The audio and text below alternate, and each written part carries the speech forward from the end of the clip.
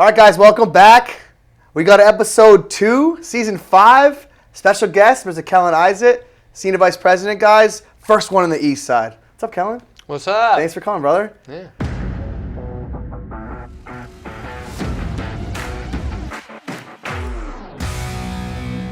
Well, first and foremost, because I know I have a lot to talk about with you, brother, give me a little bit about your past, where you came from, a little about yourself before we get into it. Yeah, so I think most everyone knows I'm from Nephi, Utah, small little town. And I've been doing sales for like 8 or 9 years now. Yeah. Started in pest control and then came over here. Actually, I quit pest control and just moved out to Florida for a different reason. But then, Judd found me and I was at AKE. And that happened fast. Yeah, it was pretty quick. I mean, like it was yesterday. I remember you coming in. I actually have a video that I showed you the other day, where it was like Kellon's first day, and he was kind of overseeing everything. And then after the first week, Kellon had 3x any sales guy in our entire company in sales. We were like, whoa, crap, this guy's actually taking this pretty quickly. But I don't think you even knew at the time that this was a serious opportunity. No. So being in pest control and being in the pest world, I had my previous understanding of solar was that nobody made money. It was really hard to sell.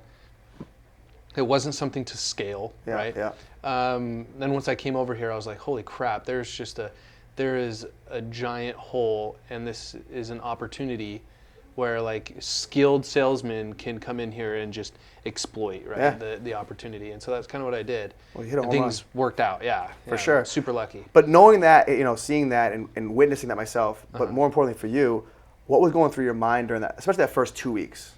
Yeah, the first 2 weeks, a lot of it, I wanted to be quiet and just listen. I think that my coming from the previous industry, I had worked my reputation was pretty good, and I had worked my way up into being one of the top reps in the industry.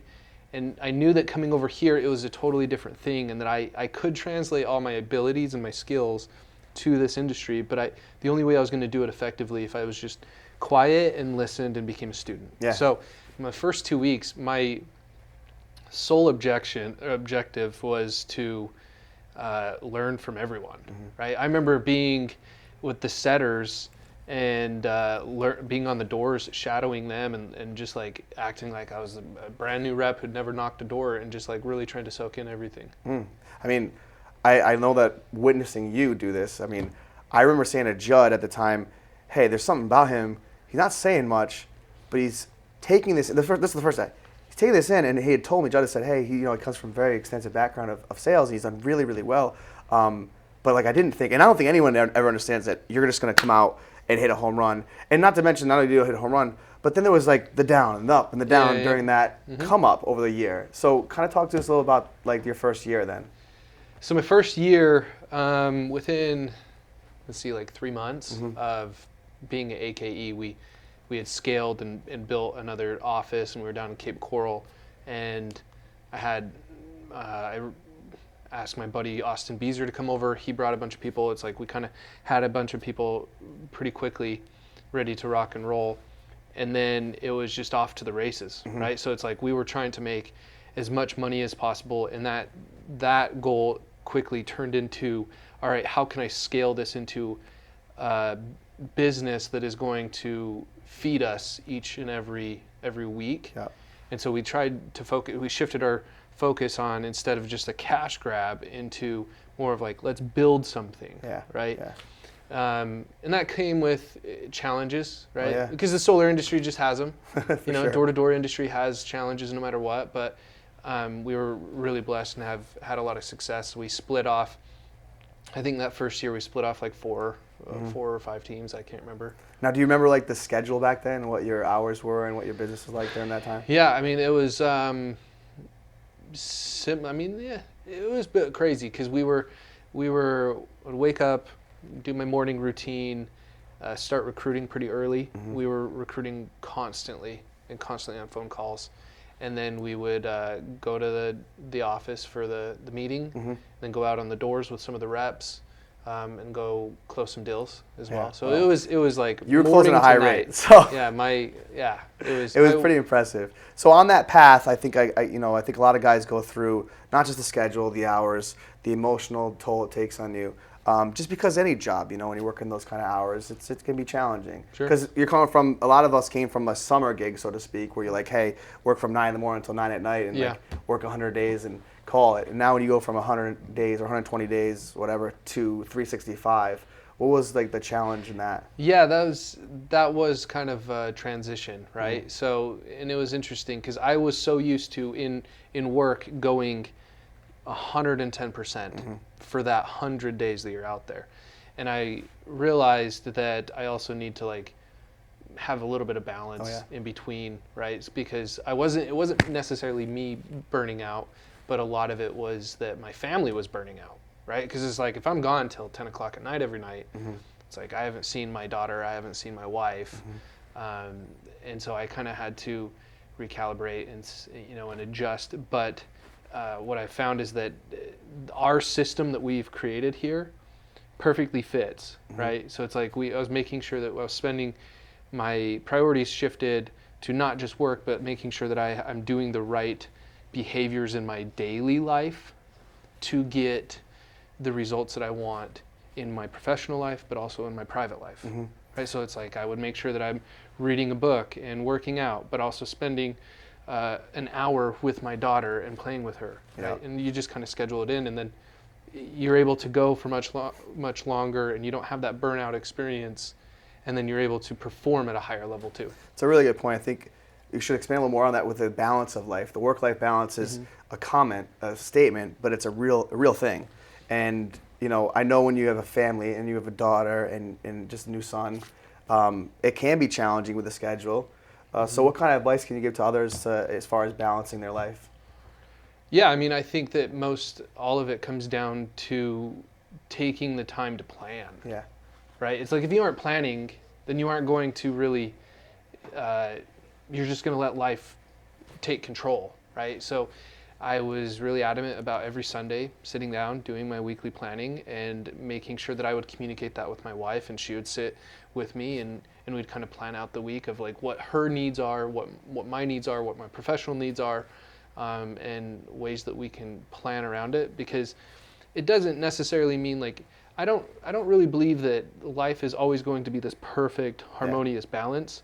I think there's times in life where I am going to be working until 11 o'clock at night. Yeah. Right? And there's going to be times in life where I'm waking up at 5 in the morning and getting straight to work, right? But it's like having this one day set apart to plan allowed me to minimize all of those extreme moments, right? And kind of makes it more obtainable and also scalable for my life. Yeah, because I mean the balance is a real challenge, I think, for anybody. And then when you add a mix of a family and kids, there's only 12 hours a day, and you got to put some sleep in there as well. Yep. So I think it's kind of vital and important to talk about some of the things that you've gone through during your come up with even the first couple of years of being not in solar but just in the door-to-door industry, because I think a lot of the people that are watching this right now are in their first summer or their second summer, or like this is their first real year.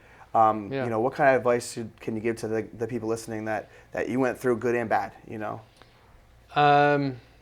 Yeah, the first year is special because the first year you're going to get beat up, right? And I mean, you get beat up in door-to-door regardless. So first year, second year, third year to the 8th year, you're always going to get beat up.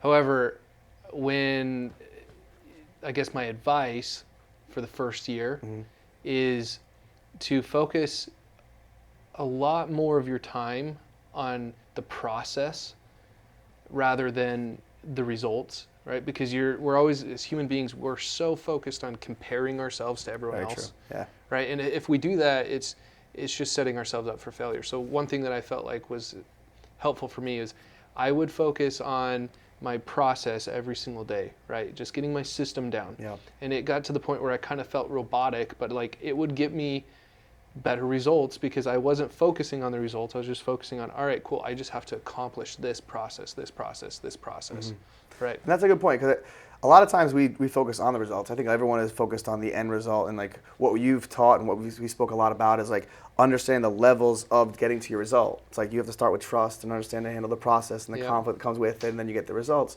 And I think you've done a really good job of understanding the conflict part of it to get you the results that you need from it, because nothing's gonna be perfect, right? Nothing's gonna happen just like that. I mean, your success story is really unique. I don't think a lot of people get to come out here, hit a home run right off the rip. But like, I know all the hours and all the time that was put in prior to even coming here that got those results for you to be ready for it. And so I think the people viewing at home, I want you to understand this, from my own personal perspective, because I've been able to work with Kellon for the last 2.5 years.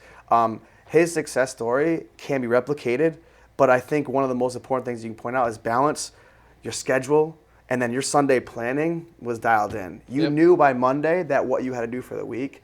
And that's a good point of advice that I think I want to emphasize for the group, that you did that very well. And you still do it to this day really well. Thank you. Know what I mean?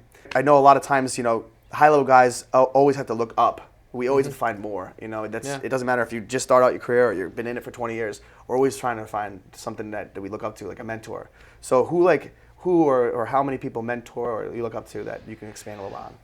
Yeah, so who's my mentor? Correct. I have a lot in my life. I've been blessed to be surrounded by a lot of really good people. I would have to say in probably the most influential right now is a man by the name of Kevin Calderwood. Mm-hmm. I met him when I was about 19 years old. He had scaled multiple businesses, was worth hundreds of millions of dollars. Wow. And so on the professional side, obviously, I looked at that and I was like, I want that. It's impressive. Yeah, I was an 18, 19-year-old kid, and I was like, I don't even know what, didn't have the concept of money really. Mm-hmm. And then I met this guy that was worth hundreds of millions of dollars, could get whatever he wanted. But what's most unique about him, and I guess why he made such an impression on me and continues to make an impression on me, is because of his lifestyle and of his behaviors that he has. The habits that he has really formed over the years is the reason, in my mind, the reason that he is so successful professionally is because of who he is individually, right? He continues to be the kindest, the most patient, the most loving guy that I've met. He's a father figure for a lot of people that I know, because he's just so willing to reach out and to help people. And I find that is something that's inspiring. Yeah. That it's like, I would love to be something like that. It's kind of hard, because I know, and we can go talk all day about all the things that come into our plate in the course of a day, but having the ability to not only have all these things on your plate, but be able to have that genuine feeling of helping others. Yeah, and a genuine connection with everyone, right? Yeah. And I feel like that's something that he has, is he's willing to stop, pause, and connect. And I think that's, at the end of the day, we're all, yes, money is the reason that we're here, but like we're not going to take it with us. Mm. All we have is really the connections and the relationships that we form, right? And so I think that it's really important that we spend a good amount of our energy focusing on that. Yeah, I agree. Well, Kellon, I think this is important. I think the people want to know, the next 6 months are going to be pretty crazy. The path that we're on right now, it's a rocket ship. We're fixing as it goes up real fast. Yeah. Which happens in a lot of companies like us that are just built something really special, and it's unique. And when you're going to that next level, it does take a lot of hyper focus and a lot of hard work. So give us a little breakdown, if you can, and what you can share about what the next 6 months will look like for us. Okay. So yeah, the next 6 months are going to be pretty amazing. Here at Lumio, we are in the right spot. You guys are in the right spot. We're here at an opportunity to make an unreal amount of money on commissions per sales deal, right? And this is something that I've found is unmatched anywhere else. But then on top of that, we have an opportunity to participate, or really, that's what we're shooting for.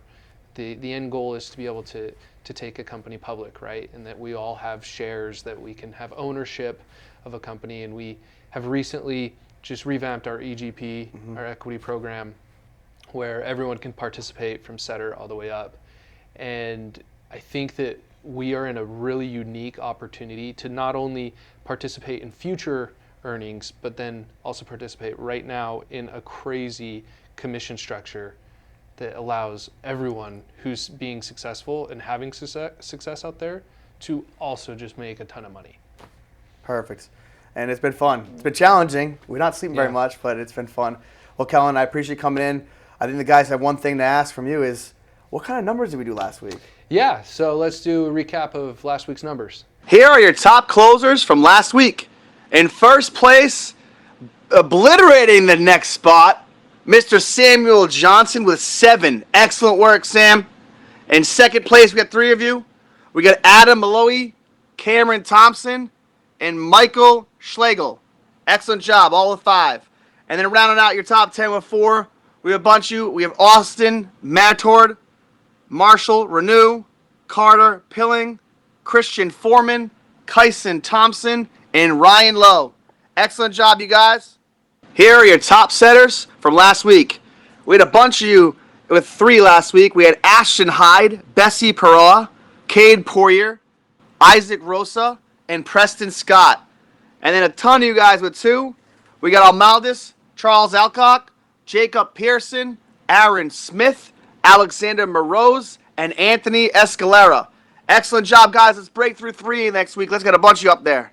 All right, guys, and wrapping us up here are the recruits from last week by teams. Heck of a job last week. Tulsa with 11, Ocala with 10, Panama City 8, Naples 7, Daytona 6, Orlando 1 6, Sarasota 6, West Palm Beach 6, Columbia 5, Greenville 5, Miami the Heat 5, and Winter Haven 5. Excellent job, guys. Keep the pedal to the metal with the recruiting. Excellent job.